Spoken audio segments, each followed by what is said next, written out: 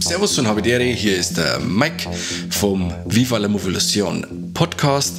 Ich hab noch ganz spontan und schnell den neuen Netflix-Film gesehen, der heute am 24. Juli startet. Und zwar heißt das Ganze A Classic Horror Story. Das Ganze ist ein italienischer Horrorfilm, der ja unglaublich zitatfreudig ist. Also wer mit dem italienischen Genre-Kino ein bisschen vertraut ist, der wird da einiges an Referenzen sehen. Gut, andere Leute werden sagen, oh gut, der hat alles abgeschaut.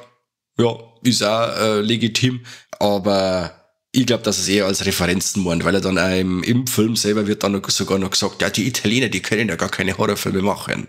Was man ja in die 70er und 80er Jahre gesehen hat, dass sie es ziemlich gut können. Ich sag nur Argento, Fulci, Bava, die haben ganz schön was abgeliefert.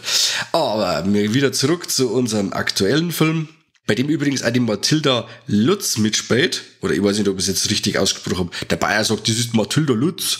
Oder Mathilda Lutz, keine Ahnung. Die kennt man aus dem Film Revenge, der arthausige Rape and Revenge Film. Genau, zur Story so viel. Eine Gruppe von lauter Unbekannte, die machen bei so einer Fahrgemeinschaft mit. Also die Leute kennen sie untereinander überhaupt nicht.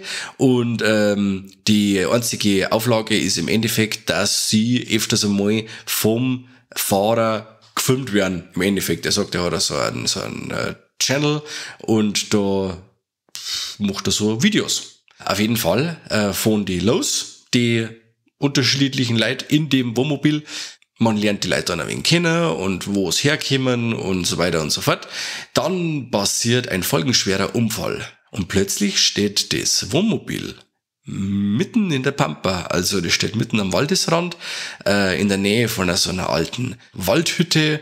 Und sie wissen eigentlich nicht, wie es da jetzt hinkommen sind im Endeffekt. Dann machen sie die Herrschaften auf den Weg, um Hilfe zu holen, weil einer von die Mitfahrer verletzt ist und da muss man schließlich was machen.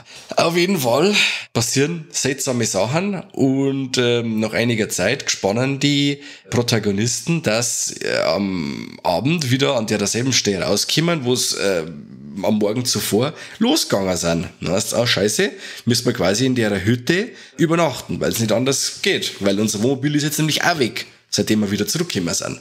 Saublöd.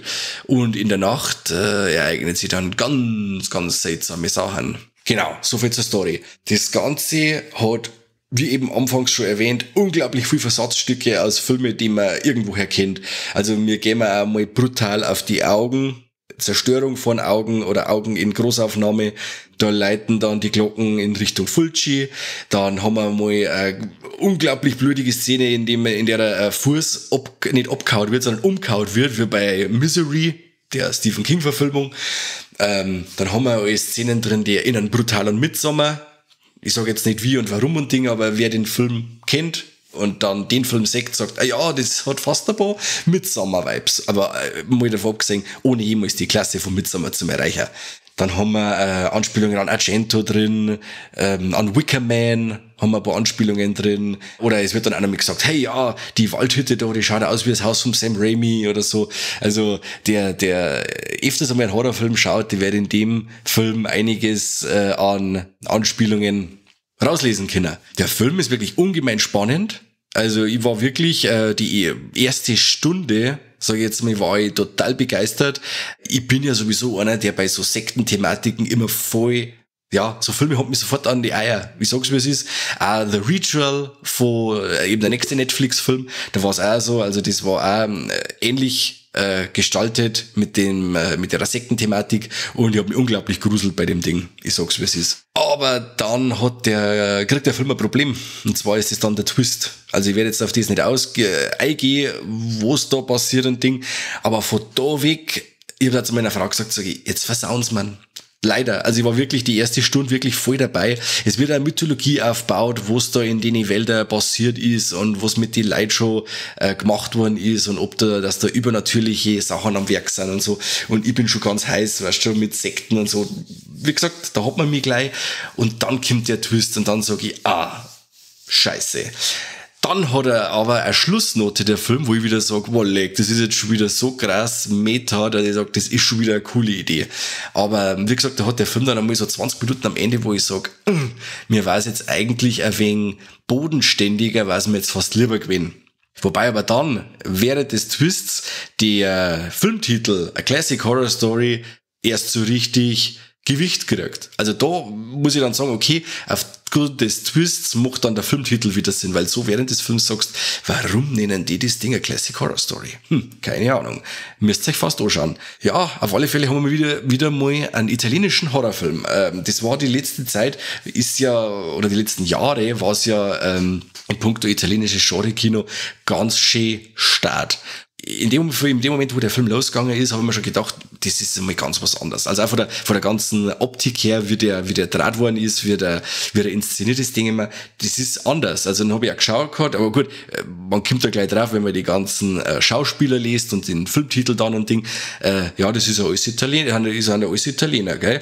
Und dann, während des Films sagst, ja, schön. Also so wie das gemacht ist, der Film hat so einen leichten Sepia-Ton, finde ich cool. Also es ist jetzt ganz weit weg von einem Film, der wirklich auf Film gedreht worden ist, aber es ist trotzdem, er hat so, wie er gemacht ist, wie das Setdesign ist und so, also total cool, hat mir total gut gefallen.